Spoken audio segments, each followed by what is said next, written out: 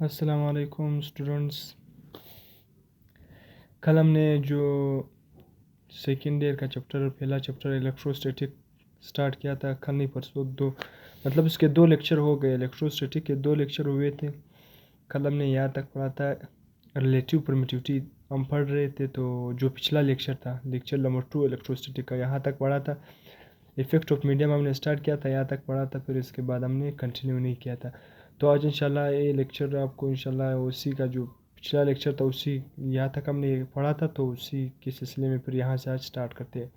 ये लेक्चर इंशाल्लाह देखने के बाद आपको इलेक्ट्रोस्टैटिक का जो थर्ड लेक्चर है वो आज रिकॉर्ड करने जा रहे हैं इंशाल्लाह। इसमें कॉलम लॉ का जो वो तो कंप्लीट हो जाएगा, फिर हम इलेक्ट्रिक फील्ड भी इंशाल्लाह आज स्टार्ट करेंगे। इंशाल्लाह आपको नोट्स भी मिल जाएंगे, इंडिकेट नम्स और ट्रिक्स एमसीक्यूज साथ कंसेप्ट भी मिल जाएगा इंशाल्लाह। ये नोट्स अच्छी तरह नोट्स की फॉर्म में भी लिखे हुए हैं इंशाल्लाह। लेक्चर देखने के बाद आपको हर तरह का कंसेप्ट इंशाल्लाह आ जाएगा और हर तरह का एमसीक्यूज इंशाल्लाह फिर आप कर सकोगे।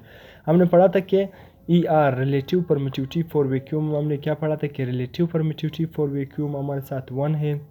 फिर relative permittivity for medium metal हमारे साथ जो मेटल के लिए वो रिलेटिव परमिटिविटी क्या है, इन्फिनिटी है। फिर रिलेटिव परमिटिविटी एयर के लिए क्या है, इसको हम रिलेटिव परमिटिविटी कहते हैं। हमारे साथ जो एयर के लिए उसके लिए क्या है 1.006। फिर रिलेटिव परमिटिविटी वाटर के लिए हमारे साथ क्या है 80 है। वाटर के लिए रिलेटिव परमिटिविटी क्या है हमारे साथ 80 है।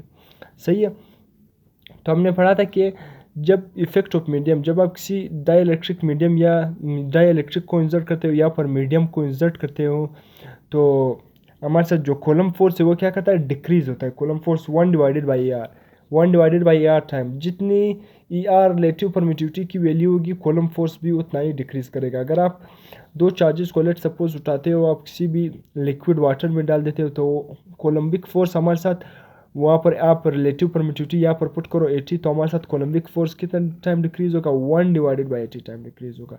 अगर आप मेटल में किसी भी मेटल जिस तरह मरकरी में आप इसको दो चार्जेस को लेट सपोज आप उठाते हो, इस तरह एमसीक्यूज में आप पूछ सकते हैं कि टू चार्जेस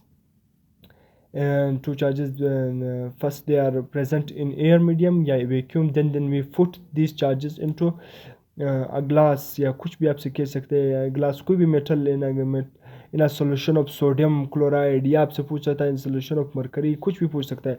तो आप और मेटल में डाल देते हैं दो चार्जेस को, पहले एयर में थे फिर बाद में मेटल में डाल देते हैं, तो आपसे पूछ सकता है क्या बताओ क्या होगा, कोलम्बिक फोर्स कितने टाइम डिक्रीज होगा। तो फिर आपने रिलेटिव परमिटिविटी की जगह इन्फिनिटी फिट करना है। तो कोलम्बिक फोर्स हमारे साथ तो पहले वो एफ मीडियम क्या था, वो तो 1 था। एफ मीडियम हमारे साथ फोर्स कोई वैल्यू नहीं देता है, तो उसका मतलब ये है कि कोलम्बिक फोर्स हमारे साथ क्या है 1।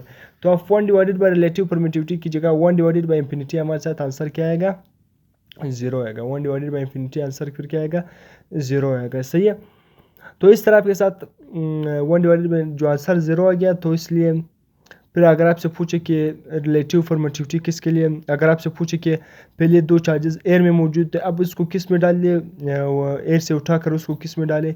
पहले वैक्यूम में मौजूद है दो charges, first the two charges they are present in vacuum, then we put them into air. अब वहाँ से उठा दिया उसको एयर में रखे, तो आप अब रिलेटिव परमिटिविटी की वैल्यू हमारे साथ क्या होगी 1.006। तो रिलेटिव परमिटिविटी की वैल्यू यहाँ पर 1.006 पुट करो, तो एफ मीडियम फोर्स की वैल्यू तो हमारे साथ क्या है 1 है। फोर्स फिलहाल क्या है कांस्टेंट है, फोर्स की वैल्यू आप हमारे साथ 1 है, तो फोर्स हमारे साथ 1/1.006 टाइम क्या हो जाएगा डिक्रीज होगा। तो मेरा मकसद कहने का ये कि जब भी कोई भी मीडियम आप इंसर्ट करते हो तो कोलम्बिक फोर्स 1/E टाइम क्या होता है डिक्रीज होता है। किसी भी मीडियम में आप वाटर पुट करते हो तो 1/80, वाटर की जो रिलेटिव परमिटिविटी वो 80, तो 1/80 टाइम कोलम्बिक फोर्स डिक्रीज होता है। अगर आप कोई भी मेटल पुट करते हो तो वहाँ पर उसका आंसर क्या होता है इन्फिनिटी, वहाँ पर तो रिलेटिव परमिटिविटी पर क्या है हमारे साथ इन्फिनिटी है, तो इन्फिनिटी से मुराद क्या, वहाँ पर हमारे साथ कोलम्बिक फोर्स की वैल्यू क्या हो जाएगी 0 हो जाएगी अगर आप इन्फिनिटी पुट करते हो।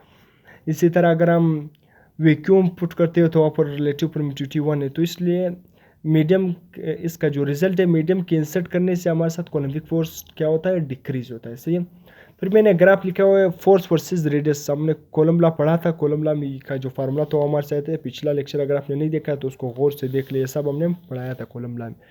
तो हमारे साथ कॉलम लॉ का formula F is equal to K Q1 Q2 divided by R square. मैंने पढ़ा था कि column lie is directly proportional to the product of magnitude of source charges और column lie is inversely proportional to radius के square. क्या है? R के square. ये हमारे साथ क्या है? Distance है, radius नहीं है. is inversely proportional to the square of the distance. Square of distance का जो force है वो हमारे साथ R के square का क्या है? Inverse relation है. तो यहाँ पर मैंने एक ग्राफ लिखा हुआ है force और coulombic force और distance के square में. तो अब मैंने बताया था कि coulombic force और डिस्टेंस आर स्क्वेयर क्या है? Inverse relation. अगर मैं एफ और 1/r लिखता हूँ तब हमारे साथ फोर्स डायरेक्ट आएगा, क्योंकि फोर्स हमारे साथ इनवर्स रिलेशन है आर के स्क्वायर, सिर्फ आर के स्क्वायर. फोर्स हमारे साथ फोर्स का डायरेक्ट रिलेशन है 1/r के साथ. यहाँ पर देखो ना, फोर्स का इनवर्स रिलेशन है आर के स्क्वायर के साथ, सिर्फ आर के स्क्वायर के साथ, मगर फोर्स का डायरेक्ट रिलेशन है 1/r. अगर 1/r लिखता है दूसरे पहले क्वाड्रेंट में, वो फोर्स लिखता है दूसरे क्वाड्रेंट में 1/r स्क्वायर लिखता है, या यहाँ पर 1/r स्क्वायर लिखता है, नीचे एक क्वाड्रेंट और फोर्स लिखता है, कोई फर्क नहीं. यहाँ पर 1/r स्क्वायर लिखो या यहाँ पर लिखो, कोई मसला नहीं. अगर 1/r लिखता है तब फोर्स का 1/r के साथ डायरेक्ट रिलेशन है. अगर सिर्फ r लिखता है फोर्स और r स्क्वायर, तब हमारे साथ ये ग्राफ बनेगा. फोर्स का 1/r स्क्वायर के साथ क्या है? डायरेक्ट रिलेशन है. फोर्स का सिर्फ r के स्क्वायर डिस्टेंस के स्क्वायर के साथ इनवर्स रिलेशन. तो f और r स्क्वायर का ग्राफ हमारे साथ कर्व आएगा, मगर f और direct proportional to 1/r square. तो फिर हमारे साथ ग्राफ क्या आएगा? स्ट्रेट आएगा. ग्राफ क्या आएगा? स्ट्रेट आएगा. सही है. फोर्स और r के स्क्वायर जो हमारे साथ डिस्टेंस स्क्वायर है, हमने कोलम्बिक फोर्स में पढ़ा था कि force is inversely proportional to the square of the distance. मगर फोर्स हमारे साथ अगर ग्राफ के एक क्वाड्रेंट पर फोर्स अगर एक क्वाड्रेंट पर 1/r स्क्वायर, तब हमारे साथ फोर्स और 1/r में क्या है? डायरेक्ट रिलेशन है. फोर्स और 1/r स्क्वायर में डायरेक्ट रिलेशन है.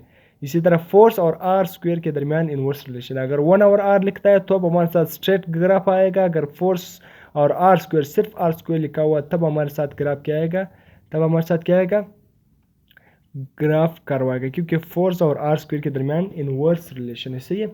फिर यहाँ पर मैंने लिखा है जो कॉलम फोर्स एफ सी से मराद कोलम्बिक फोर्स. कॉलम फोर्स किस चीज़ पर डिपेंड करता है? ये पास्ट पेपर का एमसीक्यूज भी है. प्रोडक्ट ऑफ चार्जेस पर डिपेंड करता है, number 1. B option separation of the charges. C option metal between the medium between the charges. ये 4th option system of the unit. और डी ऑप्शन मैंने क्या लिखा हुआ है? आर. तो ये मैंने एमसीक्यूज की फॉर्म में लिखा हुआ है, या स्टेटमेंट की फॉर्म में मैं भी लिख सकता हूँ. तो कोलम्बिक फोर्स इन तमाम चीज़ों पर क्या करता है? इन्हिसार करता है. कोलम्बिक फोर्स इन तमाम चीज़ों पर क्या करता है? इन्हिसार करता है. हमारे साथ प्रोडक्ट ऑफ चार्जेस पर भी डिपेंड करता है, सेपरेशन ऑफ चार्जेस पर भी डिपेंड करता है कि वो चार्जेस के दरमियान सेपरेशन कितनी है. हमारे साथ मीडियम पर भी डिपेंड करता है. मैंने बता दिया कि मीडियम की इंसर्ट करने से कोलम्बिक फोर्स डिक्रीज होता है. और सिस्टम ऑफ यूनिट पर भी डिपेंड करता है कि आप कौन सा सिस्टम या यूनिट यूज़ कर रहे हो. तो ये तमाम चीज़ों पर कोलम्बिक फोर्स हमारे साथ प्रोडक्ट ऑफ चार्जेस नंबर 1, हमारे साथ सेपरेशन ऑफ चार्जेस पर डिपेंड करता है, नंबर 2, नंबर 3 मीडियम पर डिपेंड करता है, number 4 system of the unit. यहाँ पर फॉर्मूले में आप देख सकते हो कि हमारे साथ product of magnitude of charges पर कोलम्बिक फोर्स डिपेंड करता है, Q1 और Q2 पर. फोर्स हमारे साथ r स्क्वायर पर, मतलब डिस्टेंस बिटवीन, सेपरेशन बिटवीन हमारे साथ चार्जेस के दरमियान r स्क्वायर पर डिपेंड करता है कि वो इसके दरमियान कितनी सेपरेशन है, कितना डिस्टेंस उनके दरमियान है.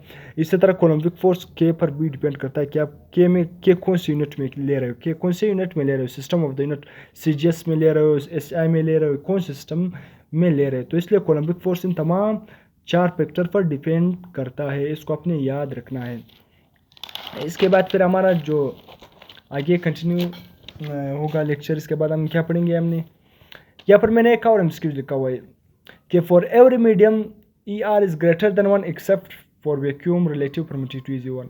ये आपने याद रखना है कि हर मीडियम के लिए, हर मीडियम की जो वैल्यू है वो 1 से क्या, जो उसकी रिलेटिव परमिटिविटी है. फॉर एवरी मीडियम हमारे साथ हर मीडियम का जो रिलेटिव परमिटिविटी है, हर मीडियम का रिलेटिव परमिटिविटी ग्रेटर देन 1 है, मगर except relative permittivity for vacuum, relative permittivity for vacuum वो 1 के बराबर है. बाकी सब मीडियम का जो रिलेटिव परमिटिविटी है वो 1 से ग्रेटर है, एयर का भी मैंने पढ़ा था 1.006, वो भी 1 से ग्रेटर है. तो हर मीडियम के लिए relative permittivity greater than 1 except जो वैक्यूम का रिलेटिव परमिटिविटी है वो 1 के बराबर है. तो इसको आपने याद रखना है. आपसे एमसीक्यूज में इस तरह भी पूछ सकता है, या आपसे सिंपल पूछ सकता है कि रिलेटिव परमिटिविटी ऑफ वैक्यूम या रिलेटिव परमिटिविटी ऑफ वाटर, जो पिछले लेक्चर में मैंने पढ़ा दिया, रिलेटिव परमिटिविटी ऑफ मेटल. इसी तरह रिलेटिव परमिटिविटी हर कोई भी आपसे पूछ सकता है. तो ये जो मशहूर है इसको आपने याद रखना है. वाटर का याद रखना है, मेटल का याद रखना है, एयर का याद रखना है. बाकी याद करने की ज़रूरत नहीं है। तो यहाँ तक जो और मीडियम का रिलेटिव परमिटिविटी है वो 1 से ग्रेटर है, बाकी एक्सेप्ट जो रिलेटिव परमिटिविटी ऑफ वैक्यूम है वो किसके बराबर है, 1 के बराबर है। तो रिलेटिव परमिटिविटी का जो मैंने फार्मूला पढ़ा है, जो पिछले वीडियो में मैंने F medium is equal to F vacuum divided by r. Relative permittivity अगर आपने फाइंड करना हो तो एफ मीडियम यहाँ पर डिवाइड हो जाएगा, तो relative permittivity is equal to F vacuum divided by F medium. सही है। तो हमारे साथ F medium is inversely proportional to 1/r। अब मैंने बता दिया कि मीडियम की इंसर्ट करने से हमारे साथ जो फोर्स है कोलम्बिक फोर्स वो 1 divided by r time decrease होता है। मैंने बताया भी था, यहाँ पर आप रिलेटिव परमिटिविटी की जगह जो भी वैल्यू पुट करते हो 80 पुट करते हो तो हमारे साथ कोलम्बिक फोर्स 1/80 टाइम डिक्रीज होता है। कुछ भी पुट करते हो तो हमारे साथ कोलम्बिक फोर्स उतना ही टाइम क्या होता है, डिक्रीज होता है, उतना ही टाइम क्या होता है, डिक्रीज होता है। तो आपने याद रखना है कि कोलम्बिक फोर्स जो एफ मीडियम है वो हमारे साथ रिलेटिव परमिटिविटी के साथ उसका इन्वर्स रिलेशन है। रिलेटिव परमिटिविटी से हमारा जब वहाँ पर आप कोई भी मीडियम को इंसर्ट करते हो या डाइलेक्ट्रिक और मीडियम दोनों एक चीज़ है तो हमारे साथ कोलम्बिक फोर्स क्या होता है, डिक्रीज होता है। तो इसलिए इसके बाद हमारे साथ एमसीक्यूज मैंने यहाँ पर फिर से लिखा हुआ है, after medium insertion F medium is greater than F vacuum is greater than F medium, F vacuum is equal to F medium या डी आल। जब भी कोलम्बिक फोर्स जब आप मीडियम को इंसर्ट करते हो तो कोलम्बिक फोर्स हमारे साथ एफ मीडियम से ज़्यादा होता है। एफ जो वैक्यूम वाला फोर्स है वो एफ मीडियम से क्या होता है, F vacuum is greater than F medium, क्योंकि मैंने बता दिया कि जब भी मीडियम को आप इंसर्ट करते हो तो हमारे साथ जो कोलम्बिक फोर्स मीडियम का फोर्स था वो मैंने बता दिया कि वो 1/e0 time decrease 1/er time क्या होता है, डिक्रीज होता है। इसलिए मीडियम की इंसर्ट करने से मैंने बता दिया कि फोर्स क्या होता है, डिक्रीज होता है। मीडियम की इंसर्ट करने से क्या होता है, फोर्स डिक्रीज होता है। तो इसलिए मीडियम वाला फोर्स क्या होगा, डिक्रीज होगा। मीडियम की इंसर्ट करने से हमारे साथ जो मीडियम का फोर्स है वो क्या होगा, डिक्रीज होगा एफ वैक्यूम से। तो एफ वैक्यूम पहले चार्जेस वैक्यूम में पड़े थे, बाद में आपने किस में डाले, वैक्यूम से आपने कोई एयर में रखे या वाटर में रखे या मेटल, कोई भी मेटल आपने उसमें रखे तो हमारे साथ पहले अगर उसमें कोलम्बिक फोर्स ज़्यादा होगा ना, क्योंकि पहले अब वो क्या थे, वहाँ पर जो रिलेटिव परमिटिविटी हमारे साथ वैक्यूम था। अब अगर रिलेटिव परमिटिविटी की वैल्यू वाटर का बहुत ज़्यादा है, वो 80 और एयर का 1.00 है, तो रिलेटिव परमिटिविटी की वैल्यू कितना जितना भी रिलेटिव परमिटिविटी ज़्यादा होगा तो हमारे साथ एफ मीडियम उतना टाइम कम होगा। तो इसलिए जब भी आप चार्जेस को वैक्यूम से किसी भी मीडियम में डालते हैं तो वहाँ पर हमारे साथ जो मीडियम फोर्स है वो डिक्रीज होता है। तो इसलिए वैक्यूम का फोर्स क्या होगा, ज़्यादा होगा। जो वैक्यूम में पड़े थे वहाँ पर तो फोर्स ज़्यादा होगा रिलेटिव परमिटिविटी, क्योंकि किसी भी एयर या वैक्यूम की कम होती है। अगर आपने उसको किसी भी मीडियम में डाला तो वहाँ पर जो रिलेटिव परमिटिविटी ज़्यादा होती है तो हमारे साथ एफ मीडियम कम होता है। तो इसलिए F vacuum is greater than F medium. Vector form of Coulomb law बहुत इंपॉर्टेंट एमसीक्यूज में पास्ट पेपर में पूछा गया है। Vector form of Coulomb law आप वेक्टर फॉर्म में लिख एफ के ऊपर एरो लगा हुआ हमारे साथ वेक्टर फॉर्म को ज़ाहिर करता है। F is equal to k Q1 Q2 divided by r square r head. सही है, आर हेड से मुराद वेक्टर फॉर्म ये डायरेक्शन को शो करता है। आर हेड किसके बराबर है हमारे साथ, r vector divided by r vector divided by r. आप आर हेड की जगह क्या लिखो, r vector divided by r. सही है, तो r vector divided by r पहले क्या था, आर स्क्वायर था, तो आर इसके साथ मल्टीप्लाई होगा, कॉलम जो आर स्क्वायर के साथ हमारे साथ आर क्यूब बन गया। सही है, आर क्यूब बन गया। तो ये हमारे साथ vector form of Coulomb law है। क्या है, कूलम्ब लॉ का वेक्टर फॉर्म है, क्योंकि r head divided by r vector. Coulomb law का फार्मूला क्या है, Q1 Q2 divided by r square.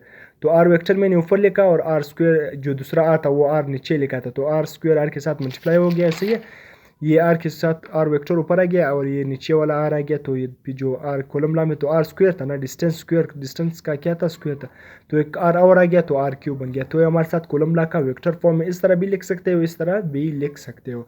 तो ये हमारे साथ कॉलम लॉ का वेक्टर फॉर्म है। कॉलम लॉ का क्या है, वेक्टर फॉर्म है।